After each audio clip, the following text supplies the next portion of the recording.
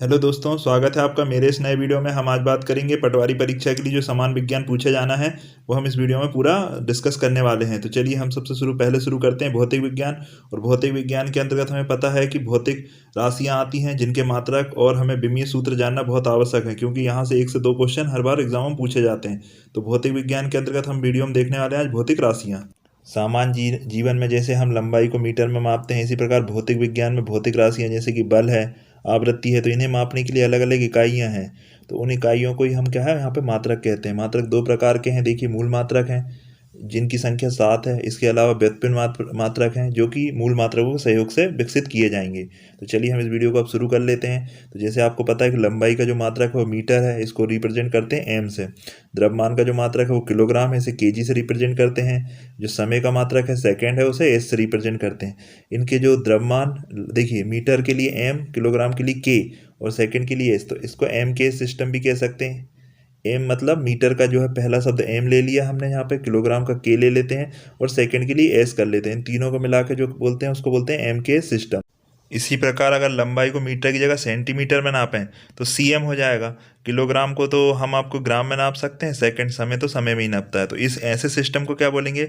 Metre की जगह centimetre तो सी, और ग्राम तो सी जी और एस, तो ऐसे सिस्टम को बोलेंगे सी जी एस। तो हम समझ गए हैं कि एम के सिस्टम या एस आई सिस्टम से जो सी जी एस सिस्टम होता है वो छोटा होता है। वहाँ पे जो यूनिट है, मीटर की जगह सेंटीमीटर यूज़ होगा, किलोग्राम की जगह ग्राम यूज़ होगा और समय को जो है हम सेकंड में ही यूज़ करेंगे। तो एम के सिस्टम से सी जी एस सिस्टम छोटा होता है। तो ओबियसली जब यूनिटों को हम उसमें कन्वर्ट करेंगे तो ओबियसली वो जो यूनिट है वो छोटी हो जाएंगी। चौथा मूल मात्रक है ताप। ताप की जो यूनिट है वो केल्विन है। केल्विन साइंटिस्ट का नाम था, इसलिए उनके नाम पर ये इकाई रखी गई है, इसलिए इसको कैपिटल के से रिप्रेजेंट करेंगे। यदि वैज्ञानिक का नाम है तो वो वहाँ पे कैपिटल लेटर में आएंगे। देखिए उदाहरण के लिए 5वां विद्युत धारा, इसे भी साइंटिस्ट के नाम एम्पियर पे, इसकी इकाई एम्पियर होगी, तो एम्पियर के नाम साइंटिस्ट का नाम है, इसलिए कैपिटल ए से रिप्रेजेंट करेंगे। फिर बात कर लेते हैं अगली यूनिट ज्योति तीव्रता की। तो इसको कैंडेला सी डी, यहाँ पे सी डी, इसको कैंडेला इसकी इकाई है और इसका जो नाम है सी डी से रिप्रेजेंट किया जाएगा। पदार्थ का जो परिमाण है, परिणाम नहीं, परिमाण जो होता है मैग्नीट्यूड, वो मोल, उसकी जो इकाई होगी वो मोल के द्वारा व्यक्त की जाएगी। तो इस प्रकार ये सातों जो इकाइयाँ हैं इन्हें मूल मात्रक कहा जाता है और इन्हें मापने के लिए उपयुक्त इकाइयों का प्रयोग किया जाता है। इन सातों इकाइयों का आपको ज्ञान होना आवश्यक है, यहाँ से क्वेश्चन बनने की संभावना रहती है। 7 मूल मात्रकों के अलावा 2 संपूरक मात्रक भी हैं जो मूल मात्रकों के जैसे ही हैं और ये व्युत्पन्न मात्रक नहीं है। तो इस डेरिवेटिव मात्रक ना होने के कारण इन्हें भी जो है आपका संपूरक मूल मात्रक कहते हैं। पहला है समतल कोण, जिसे रेडियन से रिप्रेजेंट करते हैं, आर ए डी इसकी जो है शॉर्ट में लिखा जाता है। घन कोण को स्टेरेडियन, इसकी इकाई स्टेरेडियन है और इसे शॉर्ट में एस आर से रिप्रेजेंट किया जाता है। तो ये कुछ इकाइयाँ हैं जो मेज़र की जाती हैं। जैसे ताप को पहले जो है आपके डिग्री सेंटीग्रेड में नापा जाता था, आजकल डिग्री सेल्सियस में नापा जाता है।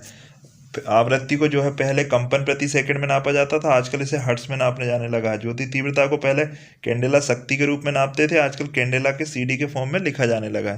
तो ये कुछ नए मात्रक हैं। इसके बाद हम बात कर लेते हैं डेरिवेटिव मात्रक, जिन्हें व्युत्पन्न मात्रक भी कहते हैं।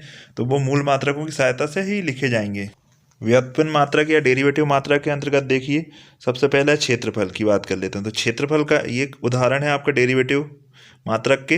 तो उदाहरण के लिए देखिए, क्षेत्रफल को हम क्या लिखते हैं? लंबाई गुणित चौड़ाई। लंबाई की यूनिट है मीटर, चौड़ाई की भी मीटर है, तो मीटर इंटू मीटर, मीटर की पावर 2 या मीटर स्क्वायर बोल सकते हैं उसे। तो क्षेत्रफल की यूनिट वही होगी जो लंबाई चौड़ाई की है।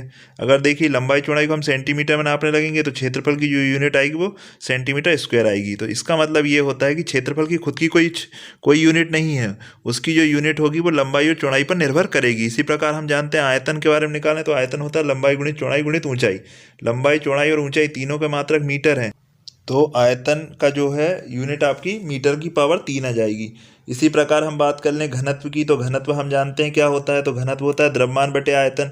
अब द्रव्यमान को हम किलोग्राम में नापते हैं और आयतन को मीटर की पावर 3 में नापते हैं, तो वही उसकी इकाई हो जाएगी। विस्थापन को हमें पता है कि विस्थापन क्या होता है, तो विस्थापन होता है आपका, विस्थापन भी वही है जो लंबाई एक्चुअल में, तो विस्थापन को मात्रक लंबाई का ही मात्रक होगा। अब वेग हमें पता है क्या होता है, तो विस्थापन बटे समय होता है, तो विस्थापन को हम लंबाई में मापते हैं, समय को सेकंड में नापते हैं, तो वही उसकी जो है यूनिट हो जाएगी। बल हमें पता है क्या होता है, तो बल होता है द्रव्यमान गुणित त्वरण। द्रव्यमान का मात्रक केजी है और त्वरण का मात्रक निकाल कर उसमें गुणा कर देंगे तो आपका बल का मात्रक आ जाएगा। या फिर आजकल इसकी जगह न्यूटन को प्रयोग किया जाने लगा है। संवेग हम जानते हैं क्या होता है, द्रव्यमान गुणित वेग होता है, तो द्रव्यमान और वेग के मात्रक निकाल कर हम लगा देंगे तो हमें संवेग का मात्रक मिल जाएगा। साइंस के ऐसे ही वीडियो के लिए हमारे चैनल पर बने रहें दोस्तों। चैनल को सब्सक्राइब कर लें और इस वीडियो को लाइक करना ना भूलें। मिलते हैं हमारे नेक्स्ट वीडियो में।